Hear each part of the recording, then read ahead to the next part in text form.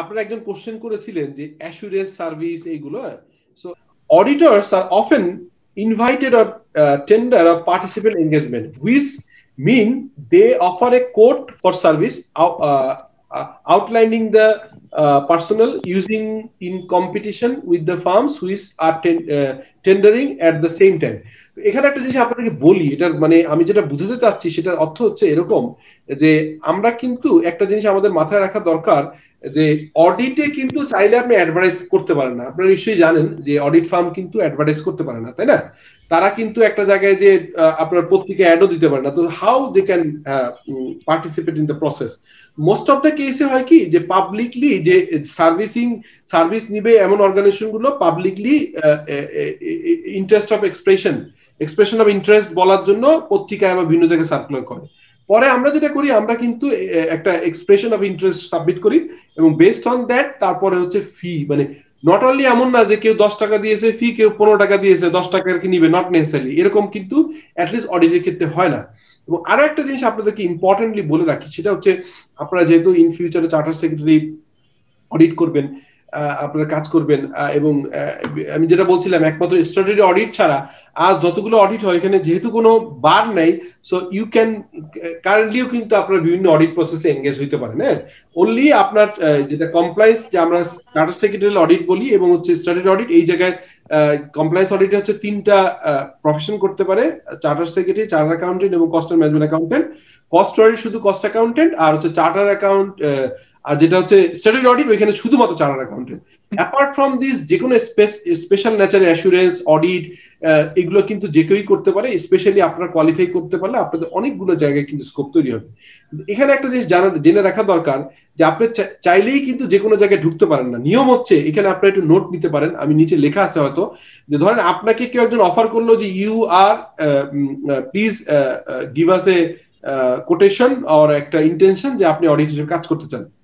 যখনই আপনি এটা করবেন তার আগে আপনার একটা বড় কাজ হয়ে রয়ে যাবে, সেটা হচ্ছে আপনাকে খবর নিতে হবে যে আগের অডিটর কেন ডিসকন্টিনিউ করলো। যদি এমন হয় যে আগের অডিটর হচ্ছে লিস্টেড কোম্পানি, 3 বছর পরে আর হবে না, সেটা ডিফারেন্ট ইস্যু। বাট যদি এমন হয় যে লিস্টেড না বা 3 বছরের বার নাই, তাহলে কেন করেছে তখন কিন্তু আপনাকে চেক করতে হবে, ইট ইজ ইম্পর্টেন্ট। হ্যাঁ, সো আদারওয়াইজ এটা কিন্তু একটা কনফ্লিক্ট হয়ে যায়। কারণ একটা আগের লোক যদি এমন হয় যে অডিট রিপোর্টে কম্প্রোমাইজ করেনি দেখে তাকে বাদ দিচ্ছে, আর আপনি যদি সেই জায়গায় ঢুকেন তাহলে কিন্তু প্রফেশনালি আপনাকে প্রপারলি করা হয় না। আমার পয়েন্টটা কি বুঝতে পারছেন আপনারা? কি বলেন? ওকে, এটা আপনার জন্য ইম্পর্টেন্ট। আচ্ছা, তারপর হচ্ছে যে একটা টার্ম একটু জেনে রাখেন, কারণ এটা আপনাদের হঠাৎ করে দিয়ে দিলে একটা সমস্যা। পরীক্ষায় কিন্তু প্রতি বছরই কিছু নতুন কোশ্চেন হয় আপনার ইয়ের বাইরেও, রিপিটেশনের বাইরে। এই জন্য আমি বলছি ethics standards board for accountants, হ্যাঁ, IESBA কোড অফ ইথিক্স আছে। এখানে কিন্তু বলা আছে কি করা যাবে কি করা যাবে না বিফোর এ নিউ ক্লায়েন্ট। এই কথাটাই বলছিলাম, এই জায়গাটা ইম্পর্টেন্ট, যে কথাটা একটু আগে বলছিলাম। সেখানে একটা রুল আছে। কি rule? Before a new client is accepted, the auditors must ensure there is no independence or other ethical issues likely to cause significant problem with the ethical code. এমন যেন না হয় যে আগের ওই যে আপনার একটু আগে আপনাকে শেয়ার করছিলেন না একজন, যে আপনি দেখেন এক নবীন করতো, কে বলছিলেন কাইন্ডলি একটু বলবেন? আরিফিন ভাই স্যার, আমি বলেছিলাম স্যার। আচ্ছা দেখেন এখন, হ্যাঁ হ্যাঁ হ্যাঁ, এখন ধরেন আরিফিন সাহেব যে কথাটা বললেন সেটা হচ্ছে যে আপনি মনে করেন যে আপনারা এক নমিনির মতো বড় ফার্ম, রেপুটেড ফার্ম, হ্যাঁ, তারা বললো যে আপনারা যদি WPPF না করেন ইমপ্লিমেন্টেশন, তাহলে আমরা আপনাদের অডিট করবো না। এখন ধরেন আপনারা বলেন ঠিক আছে দরকার নেই, তারপরে আমাকে শফিকুল আলম কোম্পানি ডাকলেন, আমি রাজি হয়ে গেলাম।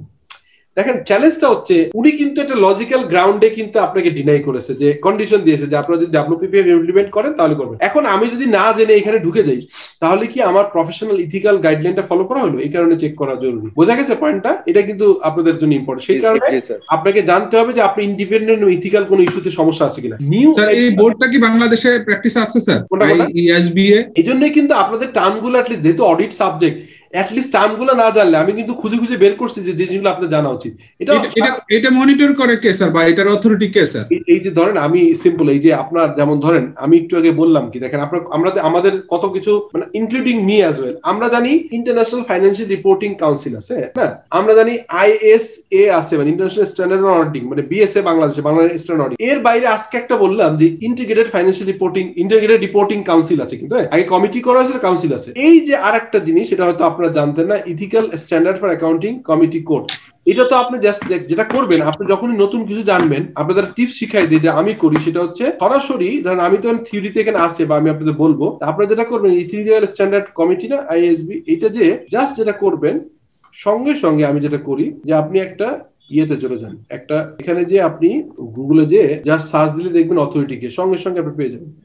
কোনো কারণ আমার কি স্ক্রিন এখন দেখা যাচ্ছে না মানে না? আমি তো একটা শেয়ারিং আছে এই জন্য ওটা শেয়ার, যাক আপনি এটা সরাসরি যে ইয়েতে দিলেই হবে, আই মিন যে আপনার ওই সার্চ দিলেই পাবেন। এটা গ্লোবালি অথরিটি হচ্ছে এই যে এই কি বলে, সরি জাস্ট মিনিট আমার স্ক্রিন কি দেখা যাচ্ছে এখন, আমি একটু ওইটা শেয়ার করতে যাই কি। ও ইফাকের ইয়া স্যার, IFSC স্যার। হ্যাঁ ওটা তো ঠিক আছে, ওটাই বলছিলাম যে আপনার সঙ্গে সঙ্গে আমার কি স্ক্রিন দেখা যায় এখন? যেটা পড়াচ্ছিলেন এটা দেখা যাচ্ছে স্যার। ওকে ঠিক, ওইটাই ওই যে বললাম না international federation of account IFAC এর আন্ডারেই কিন্তু ওই যে বললাম যে IFRS ফাউন্ডেশন আছে, তারপরে যে ethical standard for board for accountants যেটা কোড অফ ইথিক্স আছে। এর বাইরে আগে একদিন বলেছিলাম যে কসো ফ্রেমওয়ার্ক, ওই যে বললাম যে ইন্টারনাল অডিটের ফ্রেমওয়ার্ক, ওখানেও কিন্তু এই আবার দেখেন আমি একটু আগে যে ইন্টিগ্রেটেড রিপোর্টিং কাউন্সিল বললাম ওখানেও কিন্তু IFAC আছে, বুঝছেন? সো ইজ কম্বাইন্ড একটা, সারা পৃথিবীতে কিন্তু কোথাও পিস মিলে কিছু করে না, প্রত্যেকের সাথে প্রত্যেকের কানেকশন আছে। বাংলাদেশে কিছু কিছু জায়গায় একটু ওভারল্যাপিং হয় বা কোঅর্ডিনেশন কম আছে, কিন্তু সারা পৃথিবীতে কিন্তু মনে রাখেন যে আপনার যে কোনো ভালো কাজ সবাই মিলেই করে, এরকম না যে একজন করতেছে আরেকজন করছে না, এমন না। সো এটাও IFAC এর একটা ইন্ডিপেন্ডেন্ট বডি, আলাদা আলাদা অনেকগুলো আছে। যাই হোক, new auditor should be ensure that the appointment in proper and legal manner, এটা একটা ইম্পর্টেন্ট। আচ্ছা, এর বাইরে আরেকটা জিনিস আপনাদের একটু দেখাই দিই, এটা আপনাদের পরীক্ষার জন্য খুব ইম্পর্টেন্ট। আমাকে একজন বলছিলেন যে স্যার পরীক্ষার জন্য ইম্পর্টেন্ট জিনিসগুলো একটু ফোকাস করেন, সেটা হচ্ছে some of the basic factors for considering are given below. কি আপনার রিস্কটাকে the integrity and of those meaning managing company greatly importance particularly in the company control one or few dominant রিস্কটা কি, the audit, এই যে এখান থেকে পড়ছি, the audit firm will consider whether the client is likely to be high or low risk to the firm in terms of being able to draw an appropriate assurance conclusion in relation to the client. The following table contrast low or risk client, low or high risk client. এই কয়েকটা জিনিস দেখলে আপনি বুঝতে পারবেন যে আপনার ক্লায়েন্টটা কি লো রিস্ক ক্লায়েন্ট নাকি হাই রিস্ক ক্লায়েন্ট। যেমন ধরেন বলা হচ্ছে যদি গুড লং টার্ম প্রসপেক্ট থাকে, এমন যদি হয় যে এটার গোয়িং কনসার্ন নাই, বিজনেস বন্ধ হবে না, হ্যাঁ মোটামুটি এমন যদি হয় যে বিজনেস বন্ধ হবে না, সব মানে প্রপারলি চলছে, এরকম যদি হয় তাহলে কিন্তু is a low risk company. But এমন যদি পুয়ার রিসেন্ট আর ফোরকাস্ট পারফরমেন্স এমন যদি হয় যে বারবার লস করে যাচ্ছে, আমি তো অডিট করতে যে যেসব কোম্পানি 3-4 বছর লস করে সেসব কোম্পানি অডিট করার ব্যাপারে আমার পার্সোনাল আগ্রহ কম, যেমনি অডিট ফি পাওয়ার ব্যাপারেও সমস্যা, তেমনি ভাবে কিন্তু এটা গোয়িং কনসার্ন কোশ্চেন চলে আসে। তারপর হচ্ছে কি লো রিস্ক হবে ওয়েল ফাইন্যান্সড, এমন যদি হয় যে ফাইন্যান্স প্রপারলি করা হচ্ছে, কিন্তু কিছু কিছু অর্গানাইজেশন পাবেন যেখানে আসলে আপনার ফাইন্যান্সিংটা গন্ডগোল, যেমন আপনি বুঝতেই পারবেন যে কিছুদিন পরে এর ফাইন্যান্সটা ড্রাই হয়ে যাবে।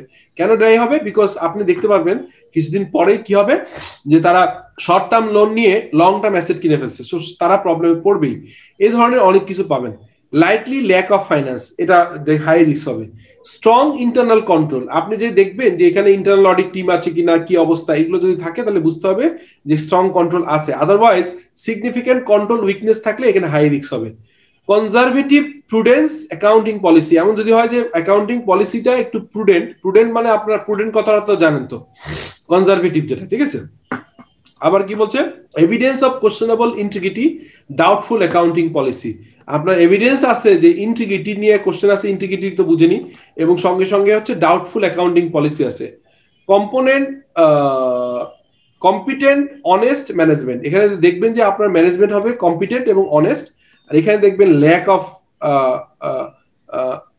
ল্যাক অফ ফাইন্যান্স ডাইরেক্টর, মানে দেখবেন যে এখানে আপনার প্রপারলি কিন্তু দেখবেন যে অনেস্ট লোকজন নাই এবং এখানে প্রফেশনালরা নাই, এরকম হলে আপনি বুঝতে হবে যে risk is high. Few unusual transaction মানে আপনার ভুল ভ্রান্তি এগুলো খুব কম, এখানে দেখবেন significant unexplained transaction or transaction with concern companies, connected companies. দেখা যাবে যে আমি যদি বলি না যে IS 24 বলে হচ্ছে রিলেটেড পার্টি কনসার্ন, দেখা যাবে যে শালার সাথে ব্যবসা করছে, ভাইয়ের সাথে ব্যবসা করছে, বন্ধুর সাথে ব্যবসা করছে, এরকম উল্টা পাল্টা পাবেন। সেই সব এনভায়রনমেন্ট কিন্তু ইজ ক্রিটিক্যাল, সেখানে কিন্তু আপনি অডিটে যাওয়ার আগে অনেক কিছু চিন্তা করতে হবে।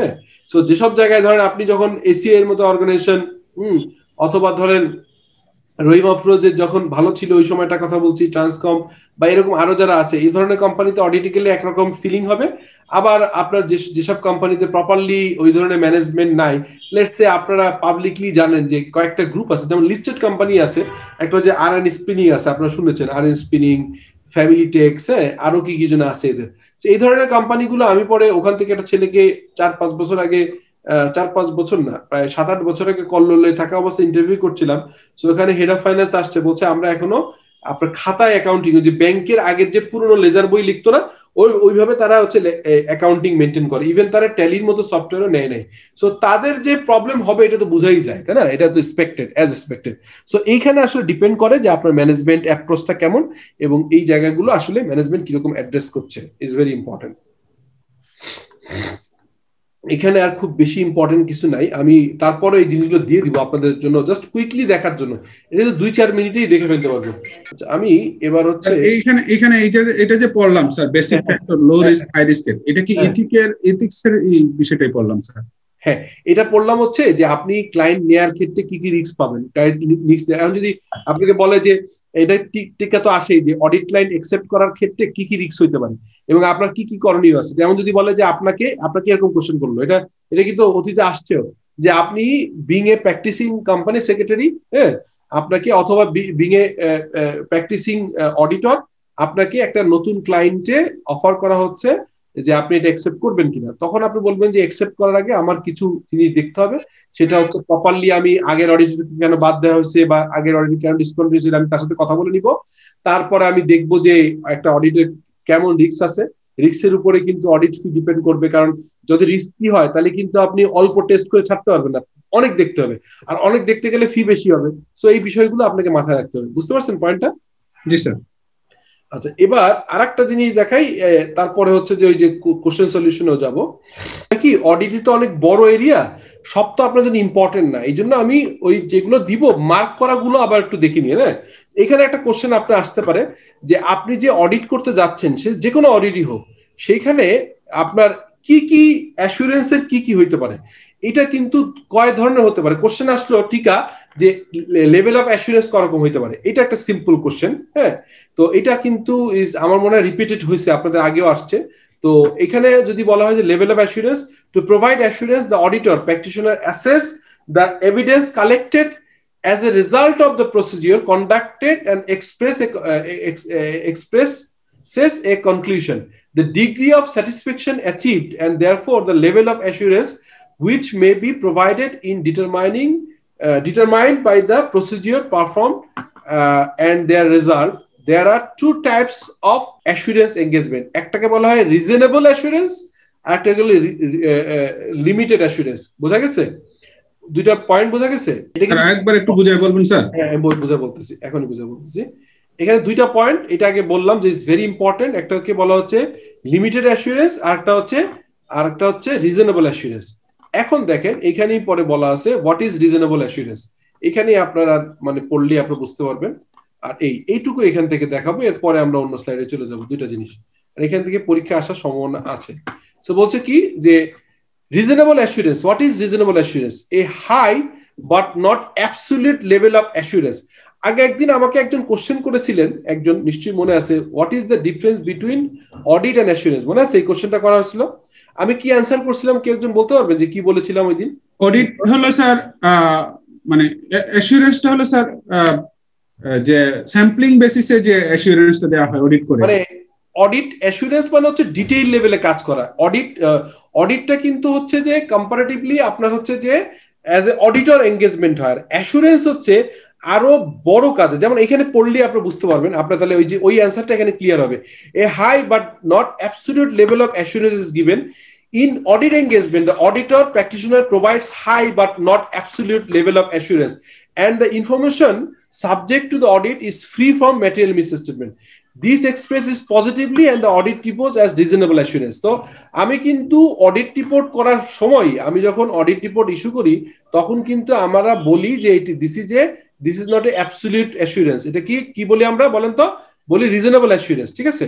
Is reasonable assurance. হ্যাঁ, আমি কখনোই আমরা বলি না যে the preparation of the financial statement is the responsibility of the management.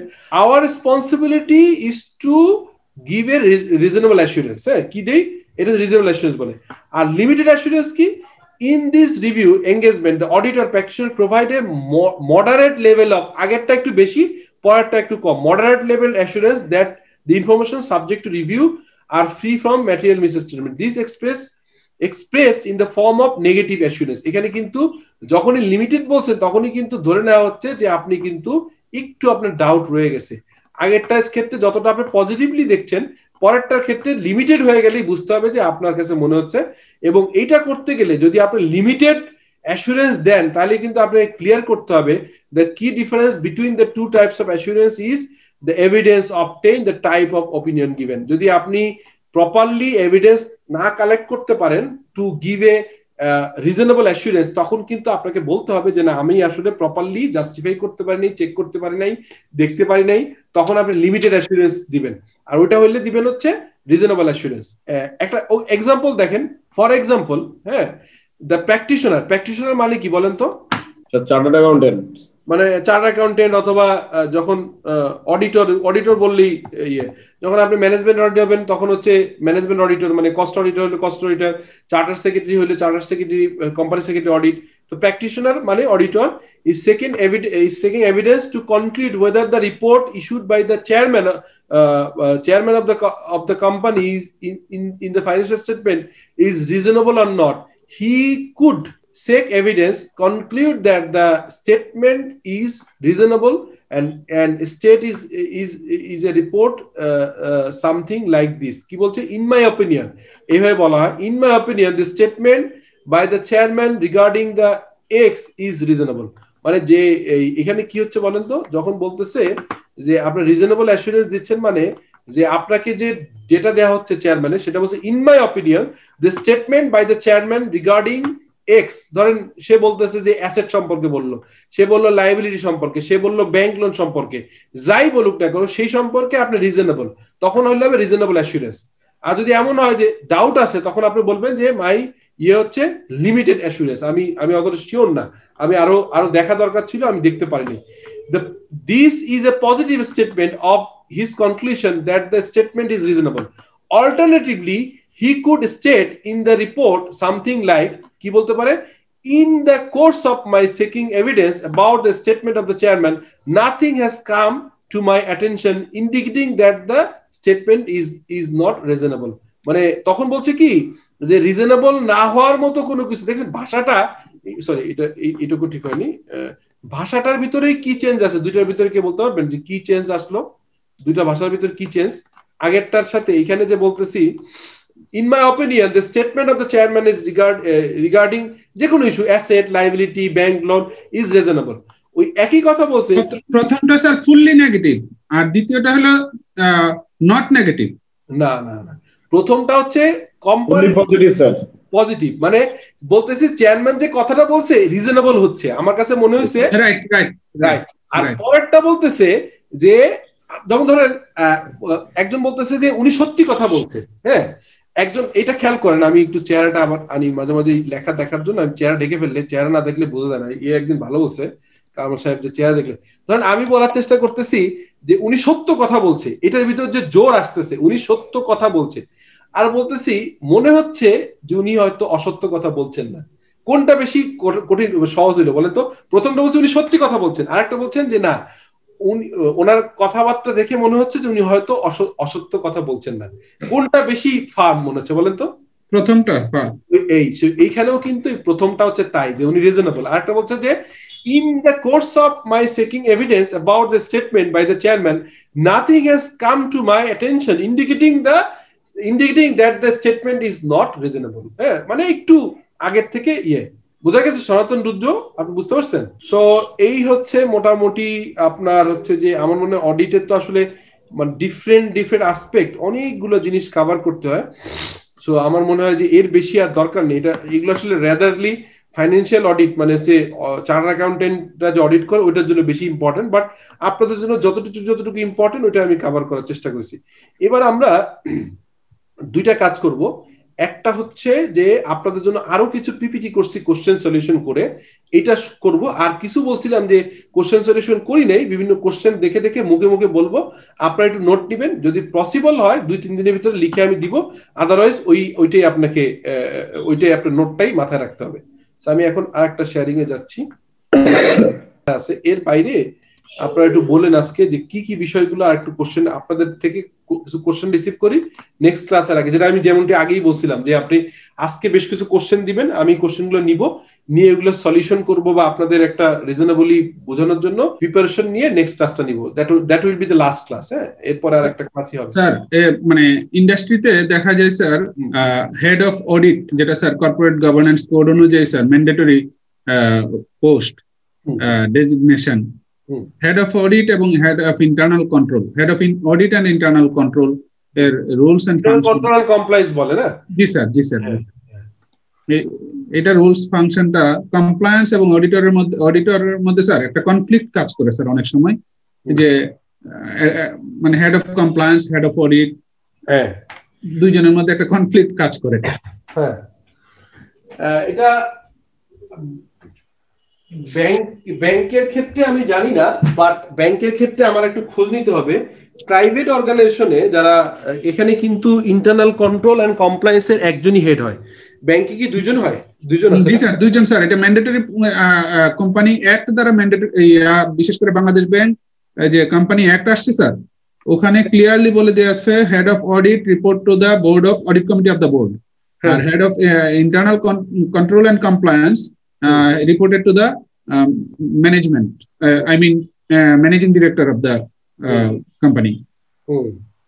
আচ্ছা, কিন্তু আপনাদের আদারের মানে অন্যদের কি এক্সপেরিয়েন্স, আপনারা যারা ম্যানুফ্যাকচারিং কাজ করেন বা অন্য জায়গায়, ব্যাংকের ক্ষেত্রে তো আসলে ব্যাংক তো একটা স্পেশালাইজড সেক্টর, তাই না? এখানে রেগুলেটর হিসেবে Bangladesh bank is very important, but আমাদের ক্ষেত্রে অন্য সব কোম্পানির ক্ষেত্রে কি মোস্টলি হচ্ছে আপনার মানে আরজেসি, এর বাইরে হচ্ছে এনবিআর, এবং হচ্ছে বা লিস্টেড হইলো ঢাকা স্টক এক্সচেঞ্জ বা বাংলাদেশ সিকিউরিটি এক্সচেঞ্জ কমিশন। সেখানে কিন্তু এরকম ম্যান্ডেটরি না, কারণ ইন্টারনাল অডিট কি আমাদের অর্গানাইজেশন মোস্টলি। আপনাদের ডিফারেন্ট এক্সপেরিয়েন্স আছে কিনা আমি যতদূর জানি, বা যেটা আমার নলেজে আছে, যে পজিশন গুলো এরকম হয়, head of internal audit and compliance এরকম। আর কার কোনো আইডিয়া আছে? Please you can share. Bank ছাড়া রুদ্র, সনাতন রুদ্র, আপনার কোনো আইডিয়া আছে? স্যার জি না স্যার, এটার কোনো স্যার আইডিয়া নাই। মানে অডিট বলতে আমরা অডিট এন্ড কমপ্লায়েন্সি ম্যানুফ্যাকচারিং একই হয় নাকি? তো এটা ব্যাংকের ক্ষেত্রে আলাদা। আমি একটু জেনে কামাল সাহেবের এটা একটু বলবো না, আমি সামহাউ অতটা কনফিডেন্ট না। স্যার আমি একটু শেয়ার করি যে ব্যাংকের ক্ষেত্রে আসলে sir reporting line head of audit, compliance এবং মনিটরিং 3টে ডিভিশন থাকবে, আর এর হেড থাকবে মানে একটা আইসিসিডি হেড। এখানে যদি কোনো সিরিয়াস ভায়োলেশন থাকে সেক্ষেত্রে chief auditor, head of audit, যে উনি সরাসরি অডিট কমিটি থেকে রিপোর্ট করবে। অর্থাৎ সে মানে আইসিসিডি হেড কে ছাড়াই সরাসরি অডিট কমিটিতে রিপোর্ট করবে। আচ্ছা, বুঝতে পারছি। তার মানে আপনি আবার একটু যদি বলেন, সেটা হচ্ছে যে আগে একটু অর্গানোগ্রামটা বলেন কিরকম থাকে, আর একটু কাইন্ডলি। আসলে অর্গানোগ্রাম হচ্ছে আইসিসিডি হেড, এরপরে তিনটা ডিপার্টমেন্ট, দ্যাট ইজ হচ্ছে audit division, audit, compliance and monitoring, 3টা। এরপর অডিটের যে হেড থাকবে উনি হচ্ছে চিফ অডিটর। উনি যদি সিরিয়াস কোনো ভায়োলেশন হয়ে থাকে যেটা আইসিসিডি হেড কে রিপোর্ট না করে সে সরাসরি ও এমডি কেও রিপোর্ট করবে না, সরাসরি অডিট কমিটিতে রিপোর্ট করবে। Right right right.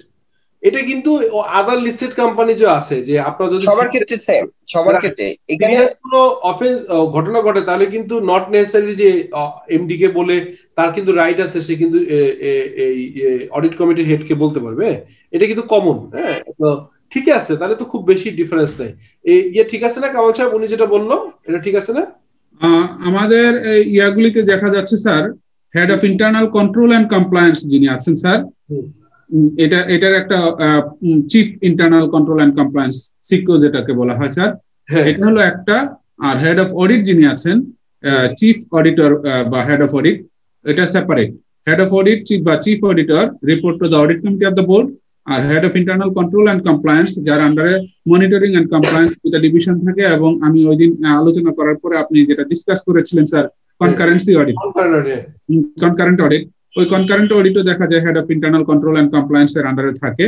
Monitoring, compliance এবং কনকারেন্ট অডিট, এই তিনটার চিফ থাকেন head of internal control and compliance, এবং হেড অফ অডিট যিনি আছেন চিফ অডিটর, সে হলো report to the audit committee of the board. আর head of internal control and compliance report to the managing director or chief executive officer of the company. বুঝতে পারছি, it's good. তারপরে আমি এইটার বিষয়ে আরেকটু আপনাকে স্বচ্ছ একটা ধারণা ইনশাআল্লাহ নেক্সট ক্লাসে দিব। তবে স্যার আমার তো মনে হয় যে আইসিসি যেটা ব্যাংকগুলোর ক্ষেত্রে, তো এটা তো মনে হয় যে sir internal audit one kind of. হ্যাঁ, ওইটাই তো আমারও এটা কমন ধারণা ছিল যে এখনকার, যেমন ধরেন আমরা আজ থেকে 10 বছর আগে যখন আমি যে অর্গানাইজেশনে কাজ করেছি, আমরা হেড অফ অডিট ডেজিগনেশন ছিল। পরে দেখি যে এটা চেঞ্জ করে ডেজিগনেশন হয়েছে head of internal control and compliance বা এইরকম। স্যার এখানে আমি একটু অ্যাড করব, কারণ হলো আমি লাস্ট 5 ইয়ার্স 2012 টু 2018 আমি ইন্টারনাল কন্ট্রোল এন্ড কমপ্লায়েন্স এ কাজ করেছি, এবং সেখানে হেড অফ অডিট এবং কমপ্লায়েন্স মনিটরিং একসাথে ছিল স্যার। স্যার 2019 সালে যখন ব্যাংক কোম্পানি অ্যাক্টে চেঞ্জ আসলো স্যার, তখন স্যার বাংলাদেশ ব্যাংক আবার নতুন করে সার্কুলার দিল, এবং সম্ভবত স্যার 15C তে যে চেঞ্জ গুলি আসছে স্যার, ওখান থেকে এইটা নেওয়া হয়েছে, সেপারেট করা হয়েছে। Head of audit report to the audit committee of the board, আর internal control and compliance report to the managing director. Fantastic, এটা আপনার এই তথ্যটা আমাদের হেল্প করবে। আমি আর একটু ডিটেইল করে আপনার সাথে জিনিসটা। স্যার অর্থাৎ হচ্ছে 2016 সালের সেপ্টেম্বরে যে এটা আসছে, আইসিসি ম্যানুয়ালটা পলিসিটা আসছে, বাংলাদেশ ব্যাংক ওইখানে সেপারেট করে দিয়েছে। বুঝতে পারছি, good, very good, is very good. আপনারা ভালো ইনফরমেশন দিলেন। আমি এটার পরে আরেকটু জেনে আপনাদের সাথে নেক্সট দিন আরেকটু ডিসকাস করবো। এটা ভালো, এইসব জিনিসগুলো কিন্তু আসলে হয় কি, আপনি কিন্তু দেখেন একটা মজার ব্যাপার, আপনি কিন্তু শিওর না যে আপনার এই কোশ্চেনটা কোনো ব্যাংকার করছে কিনা। আমি আসলে কেউই বলতে পারবো না, তাই না? আপনি কি শিওর যে ধরেন আমাদের মেম্বাররা প্রচুর ব্যাংকে চাকরি করে, আমি আপনারা জানেন যে চার্টার সেক্রেটারি প্রায় 170 জন আছে যারা ব্যাংকে কাজ করে। হ্যাঁ, এখন যদি লেটস সে, যদি ধরেন আমি তর্কের খাতিরে ধরলাম যে একজন ব্যাংকার যদি কোশ্চেন করে, এখন যদি সে যদি এটা তুলে দেয়, এটা কিন্তু এই ডিসকাশন না আসলে কিন্তু আমিও অতটা কনফার্ম ছিলাম না। সিমিলারলি কেউ যদি লিস্টেড কোম্পানিতে কাজ করলে একরকম চিন্তা করে, একজন ধরেন আমাদের এখানে মেম্বাররা প্রায় আপনার চার্টার সেক্রেটারি মেম্বারদের প্রায় আপনার 50 জনের মতো চার্টার অ্যাকাউন্টেন্টও আছে। তাদের হাতে যদি কোশ্চেনটা যায়, তারা কিন্তু আবার ওই internal audit, management audit, system audit, cost audit, এর বাইরে যে ফাইন্যান্সিয়াল অডিট থেকেও কিন্তু, যেহেতু অডিট তো অডিটই, হ্যাঁ, হয়তো স্কোপটা ডিফারেন্ট বাট ওভারঅল কনসেপ্ট তো একই রকম, তাই না? কনসেপ্ট তো আর একদম আকাশ পাতাল না, মিল আছে। তো সেখান থেকে আজকে যে জিনিসগুলো শেয়ার করলাম, এই কারণে আমি করলাম যে নট শিওর যে আসলে কে কোশ্চেন করছে। আপনাদের কোশ্চেনের ইয়েতেও আমি দেখলাম বিভিন্ন ধরনের আসছে। সো ইটস গুড যে এই ডিসকাশনগুলো আসতেছে। Thank you for raising this issue. আমি নেক্সট দিনে এটা আরেকটু চমৎকার করে করবো। আচ্ছা, এখন আমরা যেটা বলতেছিলাম যে এই কোশ্চেনটা আগে কখনো মনে পড়ি নেই, আমরা আজকে কয়েকটা কোশ্চেন আবার নিয়ে আসছি। সেটা হচ্ছে আপনারা কেউ একজন বলবেন যে whether a statutory audit ends the management audit start, এটা এই কথাটা, এই কোশ্চেনটা কি আগে দেখেছিলাম আপনারা কখনো? আমরা এটা স্যার করা হয় নাই। আপনারা পড়ছেন না? এমনিতে স্যার নরমাল প্র্যাকটিস যেটা আমরা দেখি স্যার, স্ট্যাটুটরি অডিট যেটা ফাইনান্সিয়াল অডিট স্যার, এটা শেষ হওয়ার পরে আমাদের কাছে একটা ম্যানেজমেন্ট অডিটের একটা ড্রাফট পাঠানো হয়, বিশাল বড় ম্যানেজমেন্ট রিপোর্ট, ওইরকম স্পেসিফিক কেস ধরে স্যাম্পলিং বেসিসে বিশাল বড় প্রায় তো এটার আবার রেসপন্স চাওয়া হয়, ম্যানেজমেন্ট থেকে রেসপন্স চাওয়া হয়, ওই রেসপন্স গুলি ইনক্লুড করে রিকমেন্ডেশন সহ তারা ম্যানেজমেন্ট অডিটের এই ইয়াটা ফাইনাল করেছে। রাইট। তো তাহলে দেখেন ওটা বলছে যে ম্যানেজমেন্ট, আমরা যে স্টোরি রিপোর্টে অনেক কিছু তো কভার করতে পারি না, এই জন্য একটা ম্যানেজমেন্ট রিপোর্ট আলাদাভাবে দেওয়া হয় এবং এখানে অনেক ইস্যু অ্যাড্রেস করা। আপনি যেটা বলছেন সেটা হচ্ছে যে ইস্যুগুলো আমরা অডিটরে রেজ করার পরে ম্যানেজমেন্টের ফিডব্যাক নেওয়া হয়, ফিডব্যাক নেওয়ার পরে কিছু কিছু ইস্যুগুলো বাদ দেওয়া হয়, কারণ যদি লজিক্যাল হয় খালি খালি আমরা কেন রিপোর্টে রাখবো, যেগুলো থেকে যায় যেগুলো অ্যাগ্রিড করার পর একটা অপশন চাওয়া হয় যেটা মিটিগেট কিভাবে করবেন, এটা কিভাবে রিজলভ করবেন সেটা সহ রিপোর্টটা ফাইনাল করা। You are absolutely right. So বলা হচ্ছে statutory audit is a legally required review of the accuracy of the companies or government's financial, governmental কোনো যদি এন্টিটি হয়, financial statement and record. The purpose of statutory audit is the same as the purpose of any other type of audit, to determine whether the organization is providing a fair and accurate representation of the financial position by examining the information such as bank balances, bookkeeping records and financial statement. এটা কিন্তু statutory audit বলতেছে। কিন্তু দেখেন পরে আবার বলছে, for example the state law may require that all municipalities submit to an annual statutory audit examining all accounts and financial transaction and to make the result of the audit available to the public. Listed companies যেগুলো থাকে সেগুলো বা যেটা public interest entity, তাদের কিন্তু public রিপোর্টটা তাদের public domain অর্থাৎ ওয়েবসাইটে তুলে দিতে হয়। The purpose of the financial audit is to often to determine if fraud were handled properly and that all required records are filings are accurate. At the beginning of the audit, the auditor the auditing entity makes known what record will be required as a part of the examination. কি record লাগবে auditor বলে দিবে যে এইগুলো check করব আমরা, অতএব এগুলো অ্যাভেলেবল করেন। আমরা একটা ঢুকেই কিন্তু একটা লেটার দেই যে আমরা কি ডকুমেন্ট চাই, এটার উপরে তারা এগুলো কি গুছায় আমাদের কাছে দেয়। The information is gathered and the supplied as requested, allowing the auditing entity to perform its analysis. এবার আসেন তাহলে এখানে তাহলে কি বোঝা গেল হচ্ছে যে মূলত যেটা কামাল সাহেব বলার চেষ্টা করছেন যে আসলে এখানে দুইটা পার্ট হয়। একটা পার্টকে বলা হচ্ছে স্ট্যাটুটরি অডিট, আর একটা হচ্ছে ম্যানেজমেন্ট রিপোর্ট বা ম্যানেজমেন্ট অডিট যেটা করা হয়। সেটা হচ্ছে যে আপনার স্ট্যাটুটরি অডিটে কিন্তু কোয়ালিফাইং পয়েন্ট থাকে যে আমরা এটা কি অডিটকে প্রপারলি আছে কিনা, এটা কি আনকোয়ালিফাইড রিপোর্ট যাবে নাকি কোয়ালিফাইড রিপোর্ট যাবে নাকি অ্যাডভান্স যাবে নাকি ডিসক্লেমার যাবে, এইটা হচ্ছে স্ট্যাটুটরি অডিটের ফরম্যাট। এবং এখানে কিন্তু একটা নির্দিষ্ট কোয়ালিফাইং পয়েন্ট সহ অথবা কোয়ালিফাইং করা ছাড়াও ম্যাটার অফ এমফেসিস, এই কথাটা কি শুনেছেন আপনারা কেউ একজন? মানে যারা সিএ প্রফেশন আছে এরা তো জানেন, অন্যরা তো ম্যাটার অফ এমফেসিস বলে একটা কথা আছে যে কোয়ালিফাইং করেন নাই কিন্তু একটা ইম্পর্টেন্ট বিষয়কে আপনি তুলে দিলেন, এটাকে বলে ম্যাটার অফ এমফেসিস। এটা দিয়েও কিন্তু অডিট রিপোর্ট করা যেতে পারে। এটা গেল কিন্তু স্ট্যাটুটরি ফরম্যাট। বাট কামাল সাহেব যেটা বললো সেটা হচ্ছে ম্যানেজমেন্ট রিপোর্ট থাকে যে অনেকগুলো পয়েন্ট থাকতে পারে, কম বেশি থাকতে পারে, সেই পয়েন্টগুলো তারা একটা ম্যানেজমেন্ট রিপোর্ট তৈরি করে সাবমিট করে draft, based on that soft copy দেওয়া হয়, বলা হয় যে এটা response then management response based on the management response, তবে আবার বসা হয় যেটা বললাম যে অ্যাড্রেস করা হয় এবং পরবর্তীকালে রিজলভের ইস্যু আসে। সো এই জিনিসটাই আপনি লিখে দিলে হবে আর কি, ঠিক আছে স্যার?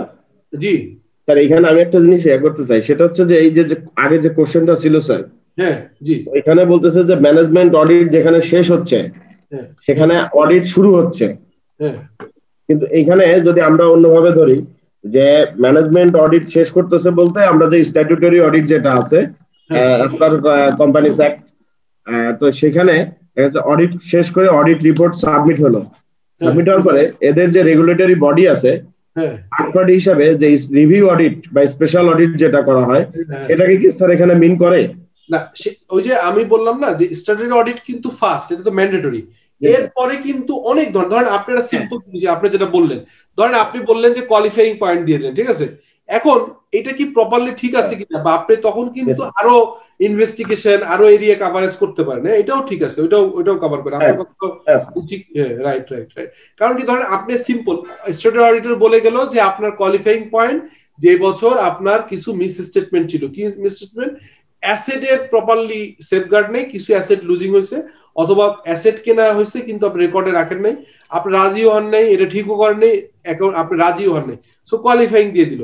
এখন কোয়ালিফাইং করার পরে আপনার অথরিটি বললো যে আসলেই এটা কি হয়েছে কিনা, তখন একটা ইনভেস্টিগেশন টিম তৈরি করলো, যারা আরেকটা ফার্মকে এনগেজ করলো যে তুমি এটাকে ডিগ ডাউন করে 100% চেক করে আমাকে একটা রিপোর্ট দাও। So it's also management report. ঠিক আছে, স্যার স্ট্যাটুটরি রিপোর্টের পরে যে কোনো ম্যানেজমেন্ট মানে অডিট হলেই সেটা এটার মধ্যে ইয়া হবে। Right right right. আচ্ছা, তারপরে হচ্ছে আরেকটা জিনিস হচ্ছে what are the objective of management audit. এটা অনেকবার আলাপ করছি। Establish the expected level of effectiveness, help management to improve the activities and procedure, lay down a standard for future performance, increase level of service quality and performance, guiding the organization structure. আচ্ছা, আমি আপনাদের আরেকটা request করি, সেটা হচ্ছে আজকে সবাই এই ক্লাসটা শেষ করে, যেহেতু সময় কমে গেছে, আপনাদের কোশ্চেন গুলো ঘাটবেন। আপনাদের কাছে কয়টা কোশ্চেন আছে বলেন তো? লাস্ট 10-12 বছরের কোশ্চেন আসছে। 10-12 বছর না পরীক্ষার? মানে 2008 সাল থেকে কোশ্চেন আছে sir. Oh huge, it's huge. So সেক্ষেত্রে আপনারা একটা কাজ করতে পারেন, সেটা হচ্ছে আপনারা অত পুরনো জেন না, আমার ধারণা হচ্ছে আপনি 15 সাল পর্যন্ত, 20 চলে তো 15 সাল হলে কয়টা? আমাদের পরীক্ষা তো 2টা না বছরে? জি স্যার। 2টা হলে আপনার 10টা হয়। তো আপনি 10টা কোশ্চেন দেখে একটা বের করবেন যে কোন কোশ্চেন আপনার বুঝতে অসুবিধা হচ্ছে কিনা। যদি আপনার কোনো কোশ্চেন বুঝতে হয়, আপনার দুই ভাবে দিতে পারেন, গ্রুপে লিখে দিতে পারেন যে exam, let's say exam 2018 June, হ্যাঁ, এর কোশ্চেন নাম্বার এত। তাহলে এরকম যদি হয় তাহলে কিন্তু আরেকটু সুবিধা হয়, কারণ এই যেমন ধরেন এটা অনেকবার আসছে, what are the objective of the management audit. আমি এটা সলিউশনে তুলে দিচ্ছি, বাট এটা কিন্তু আসলে ডিসকাস করার ইস্যু নেই, একবার পড়লেই হবে। বাট ক্রিটিক্যাল কোনো টেকনিক্যাল ইস্যু আছে কিনা আমি তো সবগুলো দেখিনি, আমিও দেখবো। একটা কোশ্চেন মাঝে মধ্যে আসে স্যার, এফিসিয়েন্সি অডিট, এটা কি স্যার ম্যানেজমেন্ট অডিট? স্যার হ্যাঁ, ওইটাও ওয়ান কাইন্ড অফ নাকি পারফরম্যান্স অডিট? হ্যাঁ, এই যে management audit, efficiency audit is A part of management audit. হ্যাঁ, এফিসিয়েন্সি অডিট মানে হচ্ছে যে ম্যানেজমেন্ট এফিসিয়েন্ট কিনা, হ্যাঁ, এই আর কি। ঠিক আছে, সো আপনারা আজকের থেকে এই আগামী 2 দিনের ভিতরে এরকম যদি 2-4টা কোশ্চেন দেন, তাহলে আমরা এটা সলিউশন করবো এবং নেক্সট ক্লাসে কভার করব। আরেকটা জিনিস দেখা যায় প্রায় trend analysis sir. Trend analysis কিন্তু আমি আপনাদেরকে এটা এই যে শর্ট নোট করে দিচ্ছি, এটা পাঠাইনি, পড়ে দিছিলাম। ট্রেন্ড অ্যানালাইসিস মিন হচ্ছে মূলত আপনার হচ্ছে যে ট্রেন্ড অ্যানালাইসিস বলতেই বোঝা যায় যে আপনি আগের বছরগুলোর সাথে কম্পেয়ার করে এটার একটা আউটকাম দেখার চেষ্টা করেন যে ট্রেন্ডটা কি আপ ট্রেন্ড নাকি ডাউন ট্রেন্ড। ধরুন আপনি দেখলেন যে আপনার হচ্ছে যে লেটস সে যে bad date, allowance for bad date বা ব্যাড ডেট হয়েছে, এটা গত কয়েক বছর থেকে কমে আসতেছে। অথবা আপনার এনপিএল, আপনাদের ব্যাংকের ক্ষেত্রে নন পারফর্মিং লোন, আপনি যদি দেখেন যে প্রতি বছরই এনপিএলটা কম্পারেটিভলি কমে যাচ্ছে, আগের থেকে নন পারফর্মিং কমে যাচ্ছে, আপনার অ্যাসেট কোয়ালিটি বাড়তেছে, এই ট্রেন্ডটা অ্যানালাইসিস করা হয়, এটাকে বলে ট্রেন্ড অ্যানালাইসিস। এটাও কিন্তু একটা স্কোপ থাকে, একটা স্পেশাল ইনভেস্টিগেশন করতে পারে যে এই সেক্টরে আপনার ট্রেন্ডটা কি আপওয়ার্ড ট্রেন্ড নাকি ডাউনওয়ার্ড ট্রেন্ড, রিস্কটাকে কেমন আছে, এটা কিন্তু করা হয়। ঠিক আছে, আপনার ইউ আর অ্যাবসলিউটলি রাইট, এই ধরনের কোশ্চেন কিন্তু ম্যানেজমেন্ট অডিটের পার্ট। আচ্ছা, এরপরে আরেকটা হচ্ছে, আচ্ছা এই দেখেন এখানে একটা কোশ্চেন আসছে, explain the approach and various step involving the operation audit. এটা কিন্তু আর আপনি না জানলে কিন্তু এটা কিন্তু আগে যেমন ধরেন বেনিফিট অফ ম্যানেজমেন্ট অডিট, এটা কিন্তু যে কেউ কমন সেন্স দিয়েও লিখতে পারবে, কিন্তু যদি বলা হয় যে explain the approach and various step involving the operational audit, এটা যে না জানলে কিন্তু, না পড়লে কিন্তু একটু কঠিন হবে। তো এই ধরনের কোশ্চেন গুলো রেদার বেশি আসা উচিত, এই জন্য আপনারা দেখেন। There are typically 6 steps in the operation audit that range from the preparatory work, conducting interviews, and collecting documents to the presentation of the financial written report. An audit should be customized to meet a company's specific needs. To standard steps can only be served as a guideline. The management and its internal and external auditor will adjust the process of to address the company's particular goal and objective. Step gulo ki ase? Some companies will bring in outside consultant who specialize in the operational review to do the audit. or to work in conjunction with the internal staff. অনেক সময় বাইরে থেকে higher করা হয় এই operation audit করার জন্য, অনেক সময় একজন দুইজন হায়ার করে ইন্টারনাল অডিট টিমের সাথে বসাইতে হয়। কি কি হবে? Structure of the upcoming review. The first step is to operation audit is to structure a upcoming review. কি রিভিউ করবেন এটা ঠিক করা। This could entail holding a meeting to outline the expectation and the answer questions about the process. আপনি যখন একটা operational audit দিবে, প্রথম কাজ হবে যে অডিটটা দিচ্ছে ম্যানেজমেন্টের সাথে বসা, স্কোপটা কি বোঝা, যে কোন লেভেলের উনি চাচ্ছে, ওনার এক্সপেকটেশনটা কি কি এরিয়া কভার করতে চাচ্ছে। তো ফার্স্ট স্টেপ হচ্ছে একটা রিভিউ আউটকাম বের করা। আপনি রিভিউ করবেন এটা কি কি এরিয়া কভারেজ করবে, এটা ফার্স্ট স্টেপ ঠিক করতে হবে। সেকেন্ড স্টেপ হচ্ছে surface of the management and the employees, এটা হচ্ছে step 2 and 3 step 2 and 3 of the audit are the survey of the management and of the employees. Managers are typically interviewed for detail concerning company system and procedure. প্রথম হচ্ছে ম্যানেজমেন্টের interview, পরে হচ্ছে বিভিন্ন লেভেলের এমপ্লয়ীদের interview, এটা হচ্ছে সেকেন্ড এবং থার্ড। ফোর্থ হচ্ছে presentation of the audit plan. The presentation of the audit plan is typically the fourth step in operational audit.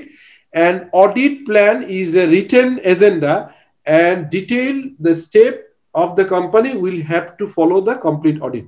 Fifth হচ্ছে field work. Field work is the fifth step of is the actual audit. The auditor implement the audit plan, which ordinarily includes a review of the company's productivity and sales effort. Procedure of a final written report is the sixth step. The auditor produces a final written report in detail in his conclusion and recommendation. The report can be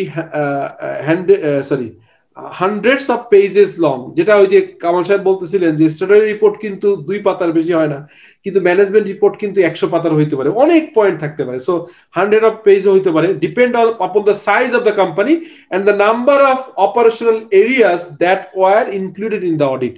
so আমরা দেখেন যে 6টা step. এখন আপনাকে বলি, ধরেন এরপরে আপনার পরীক্ষা চলে আসছে, আর কিছুই পড়েন নেই, এখন কোশ্চেন আসলো আপনাকে যে আপনি কস্ট অডিটের বললো যে কস্ট অডিট করবেন, এটার অ্যাপ্রোচটা এবং 6টা স্টেপ বলেন বা এই স্টেপগুলো বলেন, তাহলে বলতে পারবেন না। প্রথমে কিন্তু আসলে স্কোপ ঠিক করা, আউটলাইন ঠিক করা, কি চাচ্ছেন ম্যানেজমেন্টের, এটা। সেকেন্ড হচ্ছে ম্যানেজমেন্টের ইন্টারভিউ, কোশ্চেনারিজ প্রিপেয়ার করে ম্যানেজমেন্টের ইন্টারভিউ। থার্ড হচ্ছে এমপ্লয়ীদের ইন্টারভিউ।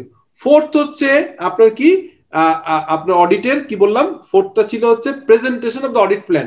কি কি এরিয়া কভার করবেন এটা প্ল্যানটা আগে অ্যাপ্রুভ করে নেবেন, কারণ তা না হলে পরে ফি দিবে না। আমি বলবেন যে আমি আপনার টট ঠিক নাই, আপনি অডিট করতে বলছিলাম ডিপো গুলো, আপনি অডিট করতে বলছিলাম ব্রাঞ্চের ক্যাশ, আপনি অডিট করে আসছেন ব্রাঞ্চের অ্যাসেট, এটা তো হবে না। আমার মনে হচ্ছে ব্রাঞ্চের ক্যাশ গুলোর সমস্যা আছে, আমার মনে হচ্ছে যে এই জিনিসগুলো কভার করতে হবে। সো অডিট প্ল্যানটা শেয়ার করে অ্যাপ্রুভ করে নেয়।